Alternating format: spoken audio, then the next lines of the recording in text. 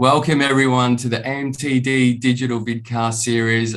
Super delighted to have a special guest for you today, talking about what can fintechs learn from Apple. And I'd love to, and I'm super delighted to be able to introduce Tim Kobe, co-founder and CEO of 8 Ink Design, X8 Ventures, and GoPlus. Tim founded the globally recognized strategic design firm 8 Ink in 1989. Now has offices in San Francisco, New York, Honolulu, Tokyo, London, Singapore, and Beijing, and is a leader in human experience design, working with companies such as Apple, Virgin Atlantic Airways, Nike, Coke, and Citibank. So wonderful to have you here, Tim. It's really real special treat for me personally. I've known you for a while, and I know you're going to share lots of great nuggets with us. And yeah, welcome. Thanks for coming on. Thank you very much, Pierre. It's great. It's great to be part of this series.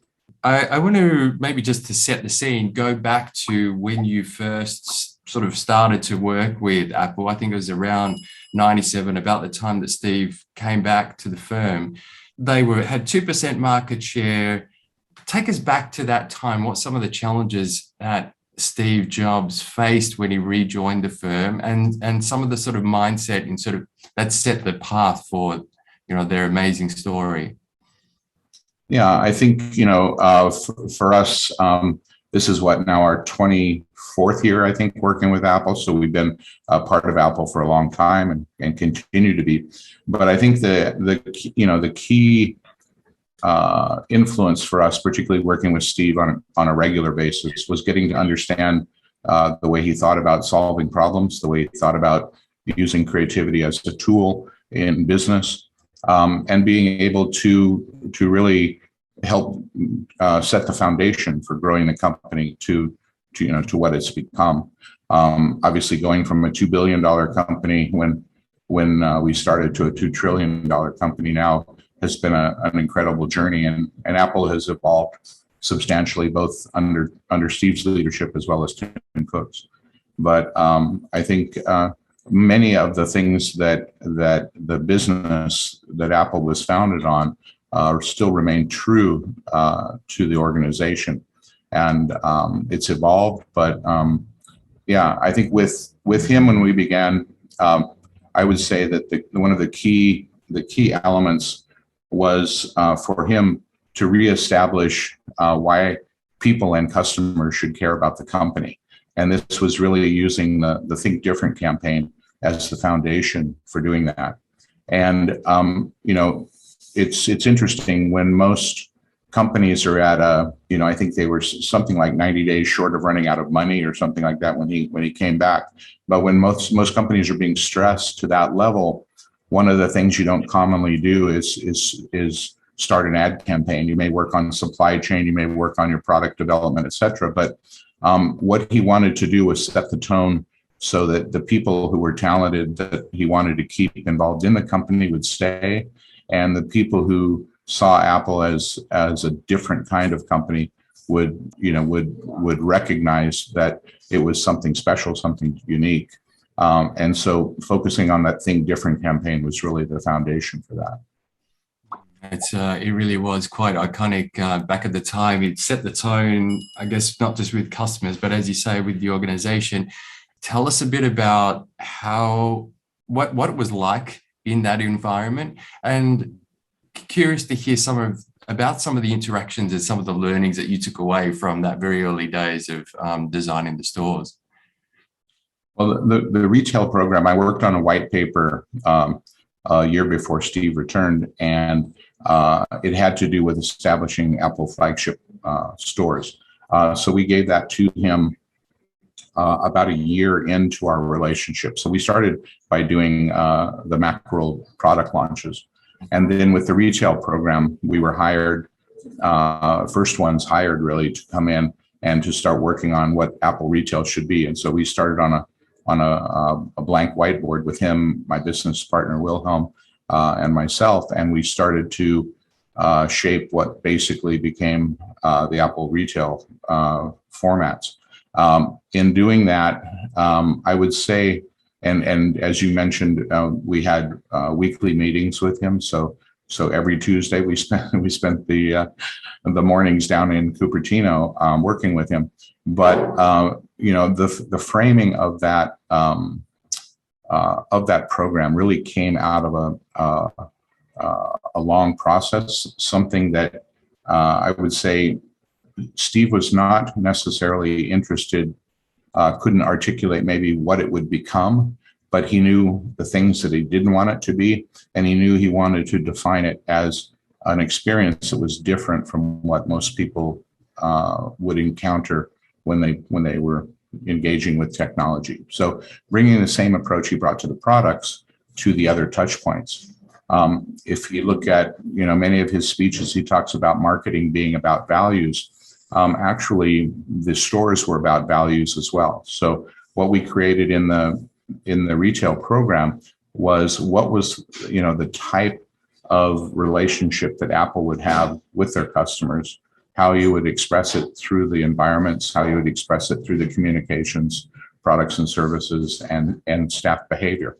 So each of those were framed together to help define what would make the company unique, what would make the experience unique. And so when he would find out what a competitor was doing or how a competitor would respond in a particular way, he would always go 7 degrees off of that or something, and never really follow what was I would consider conventional wisdom. If you're not going to follow conventional wisdom, you're not going to learn from others. Where does the magic come into it to create that? Yeah, and how do you apply a process to creativity? So one of the things that we do, and it certainly helped us with Apple, is something we call a value creation engine. And what it means is you start with human outcomes as your highest level objective. So a lot of people will start with a tactic. We should do this or that tactic. A lot of them start with what the business outcomes are. What are the financial things that they're looking for, or what are the things that the company needs? But where we start is with the human outcomes. What are the things that customers need to take away? Because this is the opportunity to build the strongest relationship between customers and brands. The next piece is to form a strategy that supports those outcomes. And then the third part is to develop the tactics that support the strategy to deliver the outcomes. And ultimately, if you use that framework, where you end up is creating business value. You create the revenue will follow. But if you start by targeting that revenue, you tend to make decisions that are much more interested on aspects of the business you control, exclusive of the things that the customer experience can potentially deliver. And in creating those connections, I mean, few brands have got such a deep connection with their customers over such a long period of time. I think there's a term you used, is it irrational loyalty? How is it that brands can create such an intimate connection over such a long period of time, a long-standing one? And what can we learn from that, some of the ideas behind creating those connections? Well, I think the first thing is somewhat of a mind shift, from the brand side, which has to do with moving away from looking for a transaction outcome, looking at the relationship that you have as one is transactional, but starting to recognize that it's an ongoing relationship. And I think that Apple was one of the first companies who really did a great job at a continuous engagement journey, where they were continually engaging with the customers. They were deriving insights from that relationship. They were able to understand things that the customer would value and then apply it and bring it into the market. And so if you're talking about irrational loyalty, there's a couple of tools that we typically want to consider. The first one is differentiation, which is to look at how you are different than your competitors. And that's pretty uncommon. If you look at, particularly in the financial services industry, a lot of people will look at their peers as a guide as to what they should do.